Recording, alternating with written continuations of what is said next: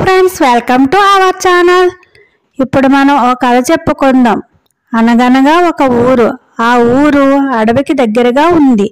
అడవిలో ఎక్కువగా ఎండుగడ్డి ఉండడంతో ఎక్కడి నుంచో ఒక నిప్పురవ్వ పడి అడవంతా అంటుకుపోతుంది. ఆ మంటల్లో ఒక పాము చిక్కుకుంది. అంతలో అటు పక్క నుండి ఒక బ్రాహ్మణుడు వెళ్తూ పామును చూసి జాలిపడి దాన్ని కాపాడదామని ఒక కర్ర సంచికి తగిలించుకుని మంటల మధ్యలోకి పెడతాడు. ఒక్క నిమిషం ఆగి ఆలోచిస్తాడు. ఇది నన్ను ఏమైనా చేస్తుందేమో అనుకుంటాడు. పాము ఇలా అంటుంది, నేను నిన్ను ఏమీ చెయ్యను, నన్ను కాపాడు అని దీనంగా అడుగుతుంది. సరే అనుకుని కర్రని మంటల్లోకి పెడతాడు. సంచిలోకి పాము వచ్చేస్తుంది. దానిని తీసుకుని దూరంగా విసిరేస్తాడు. పాము ఒక్కసారిగా లేచి పడగ విప్పి బ్రాహ్మణు వెంట పడుతుంది. బ్రాహ్మణుడు, నిన్ను కాపాడినందుకు కృతజ్ఞత లేకుండా నన్ను చంపడానికి వస్తావా అంటూ పరిగెడతాడు.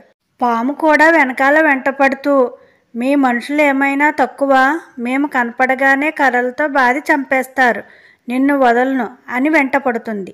ఇద్దరూ పరిగెడుతూ ఉంటారు. ఇంతలో ఒక నక్క వస్తుంది. ఏం జరిగింది అని అడుగుతుంది. బ్రాహ్మణుడు జరిగిందంతా చెప్తాడు.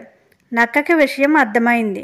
బ్రాహ్మణ్ చూసి జాలి వేసి ఎలాగైనా కాపాడాలని తెలివిగా ఇలా అంటుంది, మీరు చెప్పింది నాకు అర్థం కాలేదు, ఏం జరిగిందో చూపించండి అంటుంది.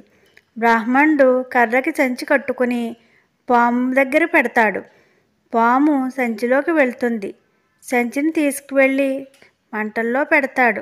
మంటల వేడికి తట్టుకోలేక పాము అల్లాడిపోతుంది. బ్రాహ్మణుడు మళ్ళీ దాన్ని కాపాడే ప్రయత్నం చేస్తాడు.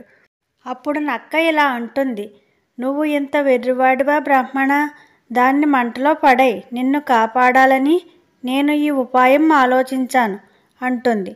అప్పుడు బ్రాహ్మణుడు కర్రను మంటలోకి వదిలేస్తాడు. పాము చనిపోతుంది.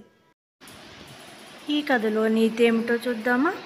ఏదైనా కష్టం వచ్చినప్పుడు దాని నుండి వెంటనే తప్పించుకునే మార్గం ఆలోచించాలి, లేదా మనం మంచి కోరుకునే వారి సాయం తీసుకోవాలి. Okay friends, bye.